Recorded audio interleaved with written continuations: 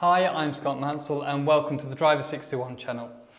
In this video I'm going to be taking a look at some of my own footage to describe how we should approach wet driving, a little bit about the racing lines in the wet, and how we should approach a wet session in terms of how we find the limit, how we find where the grip is in the car.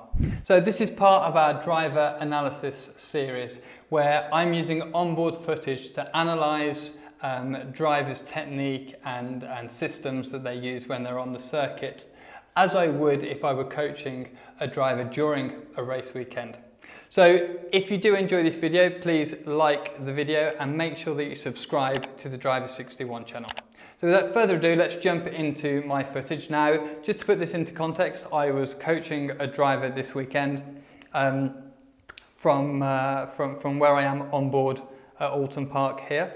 And I went out just to set a data lap or see what the setup of the car was like. For some reason, the video is starting halfway or a third of the way around the lap, but this was the out lap. So it does well to describe how we first of all go out onto the circuit and understand how much grip there is. A common problem that I find with drivers is that they, in changeable conditions, and actually sometimes in the dry, they're not proactively trying to find where the limit of the car is, and especially in the wet. So the circumstances that we have here with this onboard footage, I'm in a Radical SR1, which in the wet was quite a difficult car to drive. They've changed the tyre brand now, so they used to run a different brand of tyre, and they were very difficult to drive in the wet. They really didn't have that much grip at all. We're at Oulton Park, which doesn't have much runoff. It's a quick track with lots of bumps and cambers. It's a difficult situation, and it's in the wet as well. So all in all, a combination that makes it a very challenging session on track to try and find the limit and try and get up onto the pace as quickly as we can. So I'm going to look into this and see how I approach it, break it down for you, and hopefully you can learn something from that and take that into your circuit or sim driving. So let's just watch one lap just to see what the circuit's like and how much grip it's got. So we're coming down into the first chicane here. It's a track day, so there's a Lotus Elise or something in front of us here. Really slippery, and you can see that the Radical is a bit of a handful. The thing would spin the rears up in the wet in third gear if you got it wrong. Like I say, they've changed the tyre compound or the brand even now, so the cars are a bit nicer to drive in the wet. But you can see here, if you watch the steering angle, we're pretty much rally style. So look, this is my first lap out of the pits, and so always when I'm finding the limit there, it's a little bit unrefined because we don't exactly know how much grip there is. The important thing here is that we're proactive in terms of actually pushing the car over the limit. We need to push the car over the limit to understand where the limit is. A lot of drivers will just, in a change of conditions, will just sit down at 70 or 80% of what's possible and stay there because they don't want to push the car over the limit. So with the car control that I've got, I'm confident to, in a safe way, and this is what we're going to go over in a minute, push the car over the limit to understand how much grip there is. And from there, even though that may not be the fastest way around the corner, it's a little bit rough, I can then understand where the limit is and refine from that point and get faster throughout the lap. So coming through turn one here, moving the car out, down towards Cascades, really quick part of the circuit. Being a little bit careful there, but the car's still rotating. Look, you can see the steering wheel, oof, and it had a bit of a slide there as I came out, past this exige and back down to where we started. So I'm just going to rewind this footage now and give you an overview of what I'm trying to do to get up to speed as quickly as I possibly can in these wet conditions. So when we're in the wet, we need to find the limit in the safest way possible. And the way to do that is probably not at Oulton, but the safest way to do that is to pick the corner that's not massively high speed. So you can see here I'm in the hairpin, and that has a decent amount of runoff. Now, Oulton doesn't have much runoff anywhere, especially in the wet, because you can kind of discount the grass as runoff. You drop a wheel on the grass and the car almost accelerates towards the barrier anyway. So you can see what I'm doing here. If you watch the steering angle and we just bring the footage back a little bit, you can see that I've got the car into the corner and then all of a sudden I add a load of steering angle. And although this isn't great technique to be absolutely getting the most from the car, what it does is it pushes the car into understeer and gives me a sense, a feeling of when the front will break traction. Now, like I said, this isn't the quickest way around the corner, but all we're trying to do in this part of the session is understand a kind of broad spectrum about how much grip there is. I'd not been in the car before on this test day, so it's all new to me. I'm trying to learn, and that's why we're going through this, to see what my learning process is like. Now, just you can see down here, you can see the throttle and the brake pressure from the Radical SR1 down here. So what's important when you actually just get the car in a little bit and then add a load of steering angle is that you've got a little bit of accelerator on. So you're on a balanced throttle just a little bit, because we want the rear of the car to be sat down so the rear's got more grip than the front. We want the car to understeer a little bit to give us that information. When you're driving in the wet, information is key. The more information that you have, the more data points about how much grip there is available on the circuit, the faster you're going to be. You have more information, you have more confidence, and you're likely to be more consistently quick than all the other drivers around you. So you see there, I've actually still got the car on understeer for quite a long time. So I'm calibrating the internal part of my kind of G sensor to understand how much lateral G the car will take. Coming down to the chicane here, it's going to be quite difficult to try anything. And also on this first lap, what I'm trying to understand is the difference between the dry line and the wet line. So the dry line obviously is the kind of line of least resistance through the corner. And as cars go round and round on pretty much the same line in the dry, the rubber builds and builds and builds on that one line. When it rains, that rubber line can be incredibly slippery. So sometimes you're better off going around the outside of the rubber, even though the distance is longer, because there's so much more grip out there because it doesn't have the rubber. You're better off going around that, and you'll find your way through the corner more quickly. Now, it's a bit of a compromise sometimes, and it's a judgment call because it depends on how much rubber's on the circuit. It depends on your specific tyre compound and brand as to whether it works well with the rubber or poorly with the rubber, and so on. So you've got to make a bit of a judgment call there. But that's what I'm trying to find in this first part. So you'll see me, I'm actually off the rubber now on the inside of the normal line here at Oulton Park. And the difficult thing is that you can't see where the rubber is, right? So what I'm doing here is I'm positioning the car in the middle of the track, off the typical racing line. So the typical racing line would be down here on the left-hand side. I don't want to do that because I think, having crossed the rubber now a couple of times on the limit, I can feel that the grip drops out the car. So I'm going to brake in a straight line here, get the majority of the braking done in a straight line, and then bring the car, I think, back on the outside of the rubber. So you can see now I'm bringing the car back over to the other side of the rubber to open up the corner a little bit. But I've already got the majority of the braking done back in the middle of the road where there should be more grip. Staying off the curbs here, running around the outside of the normal rubber line that would be up here. So I'm just trying to keep the outside tyres here off the typical rubber line. And you can see here, just to put things into perspective for you, if we run this forwards, so I'm off the rubber now I'm back on it because it opens up this corner. I've gone in hard with the steering angle again just to understand, give me a bit of feedback about the grip and get it to understeer rather than oversteer. We're trying to protect ourselves from having too much oversteer. But you can see here, what's important is I'm off the rubber now, and what you'll find is, as I come out here, the normal rubber line is here, and you'll see the car get a massive kick of oversteer when I cross over the rubber. So you can see the grip drop away. Look, watch the steering wheel now, and it all drops out of the car. So this is what I was saying about being on the limit and getting information from the car all the time, is that I'm going around the outside of the rubber and everything's fine. I don't really change too much. I go across the rubber, get a load of oversteer, right? Get some wheel spin, get a load of oversteer because the grip drops down so significantly. So what I'm thinking to myself now is I need to stay off the rubber as much as I possibly can because the difference between the wet line and the dry line is so significant. So here I'm going to go around the outside. Again, you can see I kind of turn the car in.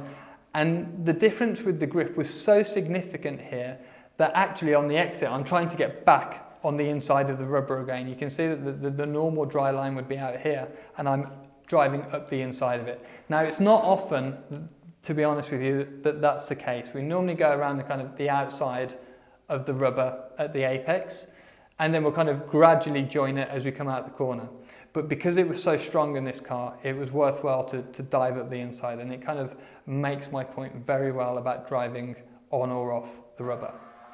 So heading up towards Druids now, being a bit careful coming up here. If you watch the throttle, I've just backed out of it a little bit. Coming up to Druids, very carefully, and I'm actually on the rubber now. So you'll find that in a corner that is less sharp, it's more difficult to go around the outside of the rubber. For example, like Cops at Silverstone, Turn 1 at Silverstone, Druids here. Because to go around the outside, you need to kind of take the most efficient line through the corner, and oftentimes it's worthwhile the drop off in grip as opposed to just driving the thing around the white line on the outside. Again, coming down this big braking zone, I'm braking in the middle of the track and then getting the car off the rubber, so I'm away from the rubber. And I think actually, I could see when I turned it in, the grip dropped out of the car. So I don't think on this occasion that I'm actually far enough around the outside of the rubber here. Look, I've turned it in and the car's oversteering. If you look at the steering wheel here, I've got it straight, it's oversteering a little bit, and there just isn't much grip. You can feel that the car just isn't going that quickly. So I think possibly the next lap or the lap after, I would try a wider line. Just struggling to get the power on through here. So as I've mentioned in a few of these videos, in the wet, when you're trying to amass all of this information as quickly as possible, first of all, you've got to establish whether the rubber is quicker or the wet line is quicker. Very obvious in this case that the wet line is quicker, so I'm doing everything that I can to stay off the rubber. However, there might be a few points. Sometimes we don't want to go right around the outside because we're compromising our line there, but we want to do enough so that we stay off of that rubber. So I will use in this situation a delta timer. You can't see it, but on the dashboard here, I've got a time that tells me the difference between my best lap and the lap that I'm on, and it updates once every half a second or so. And I can see then whether I'm gaining time or losing time. So in terms of efficiency, finding out which line is quickest when we're going through this learning process, the delta is an invaluable tool that we can use here. Now this is an aim system. That you can also use a Race Logic VBox system and a lap timer system that they have, which just bolts into your car. They pretty much do the same job, but the VBox system you can just put in any car and move it around.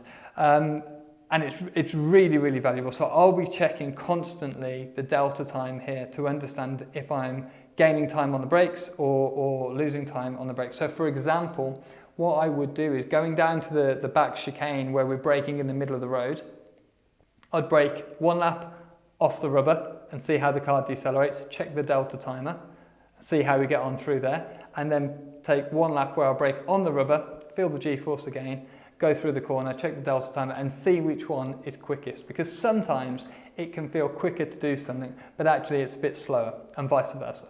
So let's carry on through turn one. Again, I'm even braking off the rubber here. We're going to go around the outside. Yeah, we're going around the outside as much as we can. And then now I'm back on the rubber. So again, that's a really good description of how little grip the rubber has, because if you watch it now, I'm off the rubber, watch the steering angle, I'm off the rubber, it's fine. And now I'm back on the dry line and it causes the car to oversteer. So in the wet, that can be a really common problem, is that you go around the outside and everything feels fine, and then all of a sudden you rejoin the dry line and bang, the grip disappears. So That's where a lot of drivers will suffer or have a spin or go off, because they get this sense of kind of grip going around the outside, and then all of a sudden, bang, they hit this kind of black ice, as it were. So you've got to be ready and kind of visualizing the ribbon of rubber to be ready now when you rejoin it. And you might want to just kind of begin to accelerate through the corner and then pause as you rejoin the rubber. So coming down into the first chicane. Don't want to be taking any curb here really. Off the rubber here, off the rubber here on the inside. Now I'm going to cut back and get the car straight. And that actually was quite a good exit. I know I was overtaking the other car as well, but because I'm off the rubber all the time, the car's working well. So I'm braking in the middle of the road here, bringing it back to open up the corner just a fraction. In chicanes, it's actually very difficult to get away from the rubber, because if you imagine the ribbon of rubber through a chicane like this, to go around the outside and then come back around the outside is just too much of a tight corner. So you'll find in a complex of corners, like this chicane, like Maggots, Beckett's, Chapel at Silverstone, you might tend to be on a more normal dry racing line because you just can't get away from the rubber. It's too much of a distance to go around it. It makes the corner too tight to warrant the difference in grip. Off the rubber here, now crossing over it, you can see the car got a little bit oversteery. Around the outside of the rubber here, trying to square the corner off as much as possible. And when I say square the corner off, what I mean is, as we enter here, and I'm just going to do it in slow motion, I'm driving the car forwards here and doing the majority of the turning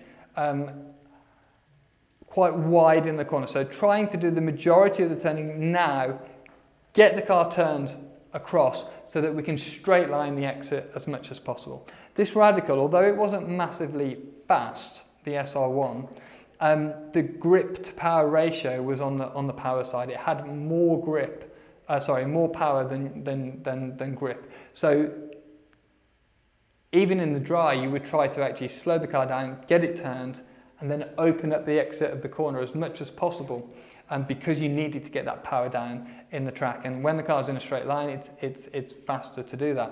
So that's even more amplified in the wet, because the grip's less, but you've still got the same amount of power. So we even need even more to square the corner off.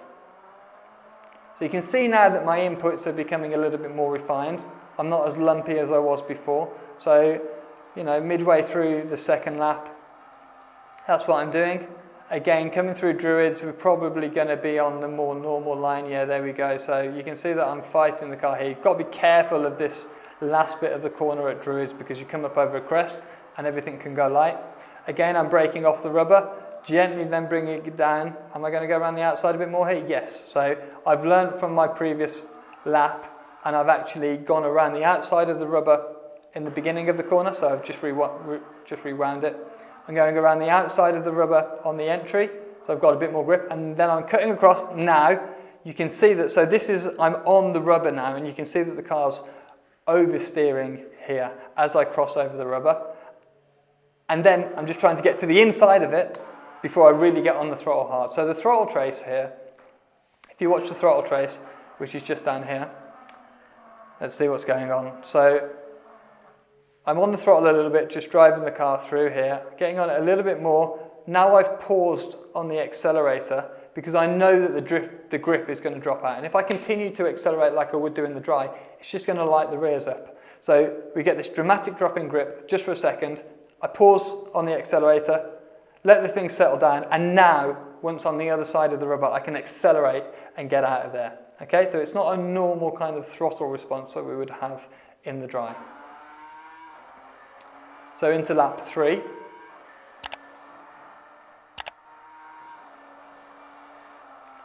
Trying a little bit closer to the normal dry line here, so a little bit closer, and now you can see that the car was right on the limit all the way through there. Let me just rewind it. Sorry, we've gone a little bit too far back. So just watch the steering wheel here, especially as we come up to the first turn. This is what we just went over before with pausing on the accelerator. So interestingly now, it's drying up because I don't think it's raining, but I'm bringing the car back to a more normal line just to try it, and I'll be checking the delta all the time. So So I brought the car into the line on the normal apex. You can see it's pretty oversteery all the way through there. And now, look, you can see my head looking down. I'm looking for the delta to see overall what was quicker. So what we're looking for when we're comparing the delta is the difference from the braking point all the way down to the next braking point. That's the corner. Right? The idea of a corner is from when we begin the deceleration, we bring it through the corner, and then we don't check the delta until we're coming up to the next braking point. Because the reason is, if you change the line and get a slightly better exit, then that benefit is going to continue all the way to the next braking point. So it's really important that you check the delta on the entry and then a couple of seconds before the braking point. And as you watch it, as you go down the straight, you can see whether it's coming down or going up. So what we're going to do through Cascades this time, is it going to be more normal? Yeah, I'm trying a more normal line here. So seeing if the decrease in grip that it will probably have is kind of overwhelmed by how short the corner is. So obviously when we're going through on the normal dry line, the actual distance through the corner is a lot less than it is when we go right around the outside.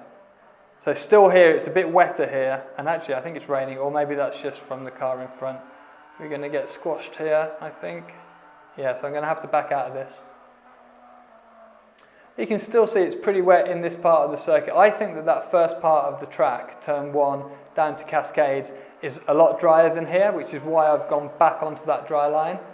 This is something else that you've got to consider when you're driving in the wet. You know, oftentimes one part of the circuit is drier than another part of the circuit, and so it can be difficult because it could be drying up there, it could be raining somewhere else, especially on longer circuits. So definitely turn 1 down to Cascades is a lot drier than it is in this section. What's interesting, and I'll just rewind it a few seconds, is that on this lap, I'm trying braking on the rubber here. So I'll be checking the delta. I'll be also kind of trusting my internal G-force meter to see what the deceleration is like compared to being off the rubber. So you can see here that the general concept is to experiment. We've got to experiment. We've got to amass as much information as we can in the shortest possible time. And it's really important that you're constantly in communication with the limit. If you're not in constant communication with the limit, then you don't know where the limit is, and it's going to take you a long time to get there. So I think we'll leave it there. Thank you very much for watching this video. If you did enjoy this video, please make sure you like it and subscribe. Let me know what you think about my driving and the analysis in the comments below, and I'll see you next time.